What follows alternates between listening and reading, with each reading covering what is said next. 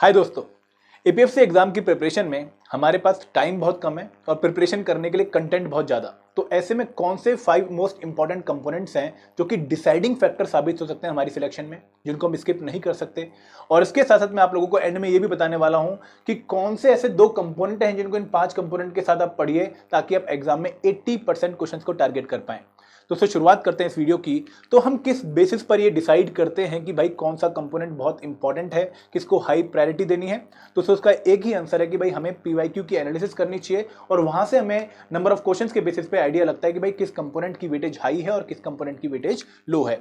अगर मैं 2023 का रिसेंट एपीएफसी और ईओयू एग्जामिनेशन देखूं तो मुझे क्लियर इंडिकेशन यहां पर मिल रहा है कि भाई कुछ कंपोनेंट ऐसे हैं जिनसे नंबर ऑफ क्वेश्चन काफी पूछे गए हैं और इनको अगर हम प्रायोरिटी में प्रिपेयर करें तो हम maximum number of question target कर सकते हैं हमारे एग्जामिनेशन में।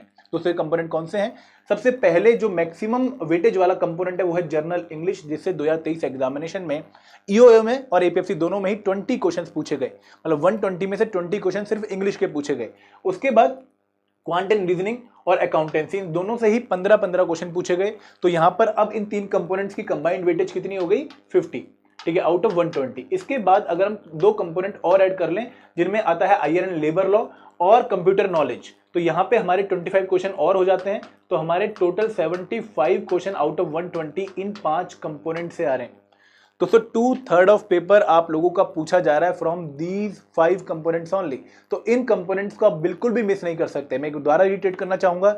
जर्नल इंग्लिश 20 क्वेश्चंस, ठीक है, accounting 15 questions, IR and labour law around 15 question, quant around 15 question and computer knowledge जहां से अराउंड 10 क्वेश्चन आप लोगों के पूछे जा रहे हैं। तो आप लोगों को अगर एपीएफसी एग्जाम क्वालिफाई करना है और यहां पर अपनी सिलेक्शन को इंश्योर करना है तो कहीं ना कहीं ये 5 कंपोनेंट आपकी प्रिपरेशन लिस्ट में टॉप पर होने चाहिए और इनकी प्रिपरेशन आपकी बहुत क्वालिटी होनी चाहिए। ठीक है, इसमें कोई डाउट आपको नहीं होना चाहिए।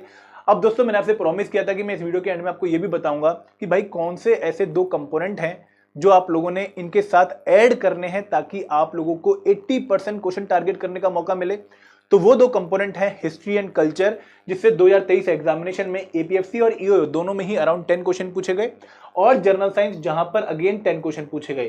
तो 95 से भी ज्यादा क्वेश्चन ऐसे हैं जो कि इन 7 कंपोनेंट से आप टारगेट कर सकते हैं in the examination of APFC and EOU.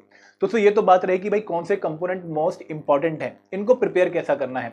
दोस्तों, इंग्लिश की बात करूं, क्वांट एंड रीजनिंग की बात करूं, तो यहां पर तो आप लोगों को पता है कि भाई मुझे बहुत प्रैक्टिस करनी है। यहां पर एक बार आपने अगर फॉर्मूले कवर कर लिए हैं, आपको कॉन्सेप्ट्स क्लियर है, तो आपकी प्रैक्टिस ही डिसाइड करेगी कि भाई आप एग्जामिनेशन में कैसा परफॉर्म करने वाले हो।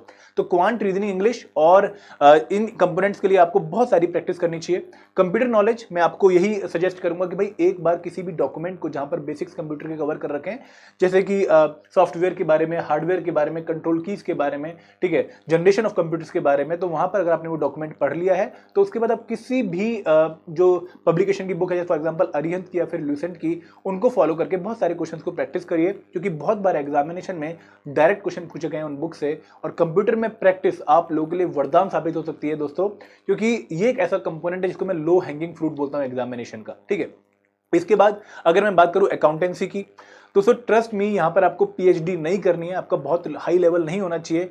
आपको यहां पर शुरुआत करनी है 11th एंड 12th की एनसीईआरटी से।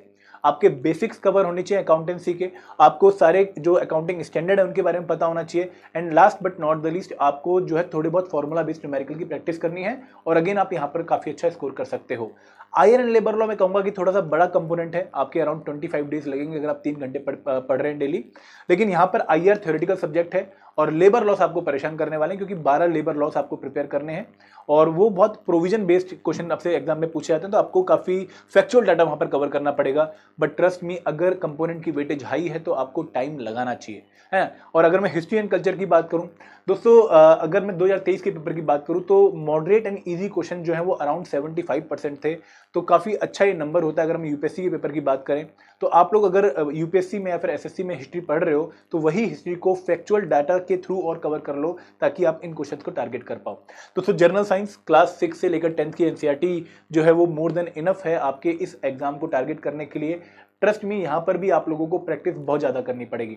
तो एक बार अगर आपने चीजें कवर कर ली हैं ठीक है। तो वहाँ पे प्रैक्टिस करिए ताकि इन कंपोनेंट्स में आपकी जो एफिशिएंसी है वो काफ़ी हाई रहे, ताकि अगर आप इन 90 क्वेश्चंस को अटेम्प्ट भी कर रहे हैं या 100 क्वेश्चंस को अटेम्प्ट भी कर रहे हैं तो आप मोर देन 70 क्वेश्चंस को टारगेट कर पाएं।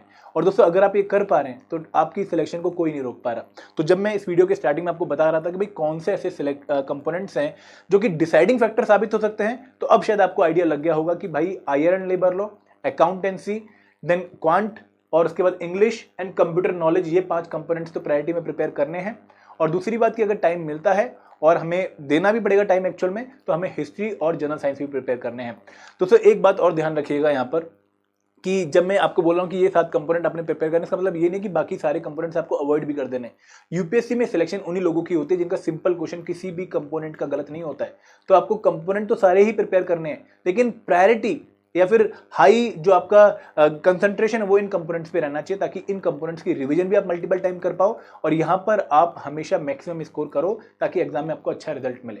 This is all from my side. Thank you very much. जय हिंद, जय भारत।